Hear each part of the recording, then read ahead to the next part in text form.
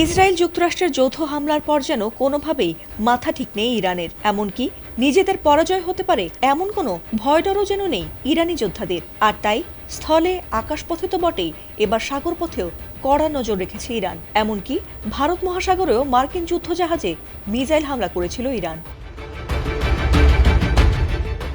শুল্ককাণ্ডে দীর্ঘদিন ধরেই সম্পর্ক ভালো যাচ্ছে না ট্রাম্প মোদির। তবে ট্রাম্পের বন্ধু নেতানিয়াহুর সঙ্গে আবার বেশ ভালো বন্ধুত্ব ভারতের প্রধানমন্ত্রী নরেন্দ্র মোদির। আর তাতে চলমান ইরানের যুদ্ধে ইসরায়েলের বর্তমান মিত্র ভারত কোন দিকে ঝুঁকছে এটি নিয়ে তৈরি হয়েছিল ধোঁয়াশা। তবে এ যুদ্ধের মধ্যে ইসরায়েলকে সুযোগ দিলেও ইসরায়েলের বন্ধু ট্রাম্পকে বোধহয় আর সুযোগ দিতে চান না মোদি। আর তাই এবার ইরানে হামলায় যুক্তরাষ্ট্রকে ঘাঁটি দিচ্ছে না ভারত। এমনকি নিজেদের বন্দর ব্যবহারের মার্কিন দাবিকে অস্বীকারও করেছে তারা। এবার নিজেই সেটির অবস্থান স্পষ্ট করেছে নয়াদিল্লি। ইরানের সঙ্গে যুদ্ধে ওয়াশিংটন দাবি করেছিল যে ভারত ইরানের বিরুদ্ধে যুদ্ধে মার্কিন নৌবাহিনীকে ভারতীয় বন্দর ব্যবহারের অনুমতি দিয়েছে।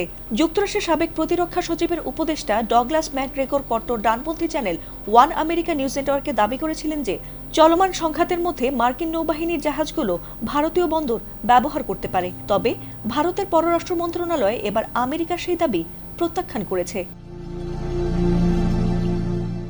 ভারতের পররাষ্ট্র মন্ত্রণালয় জানিয়েছে, যুক্তরাষ্ট্র ভিত্তিক চ্যানেল ওয়ানে করা এই দাবি যে ভারতীয় বন্দরগুলো মার্কিন নৌবাহিনী ব্যবহার করছে তা সম্পূর্ণ ভুয়া ও মিথ্যা। আমরা এ ধরনের ভিত্তিহীন এবং বানোয়াট মন্তব্যের বিরুদ্ধে আপনাদের সতর্ক করছি। শ্রীলঙ্কা উপকূলের কাছে একটি ইরানি যুদ্ধজাহাজে মার্কিন সাবমেরিন হামলার ঘটনাটি যখন নিবিড়ভাবে পর্যবেক্ষণ করা হচ্ছে, ঠিক সে সময়ে আমেরিকার বিরুদ্ধে ভারতের পক্ষ থেকে এই কড়া প্রতিবাদ এলো। এর আগে রেকর্ড পরিমাণ শুল্ক বাড়ানোর পর থেকেই ট্রাম্পের সঙ্গে বন্ধুত্ব ভেঙেছিল ভারতের প্রধানমন্ত্রী নরেন্দ্র মোদির। কিন্তু সম্প্রতি নেতানিয়াহুর আমন্ত্রণে ইসরায়েলে গিয়েছিলেন তিনি, আর সেখানে মোদিকে রীতিমতো ভাই বলে ডেকে আলিঙ্গনও করেছেন নেতানিয়াহু। তবে পুরনো বন্ধু ট্রাম্পের সঙ্গে আর দেখা যায়নি মোদিকে। ফাতিমা সুলতানা, এটিএন বাংলা।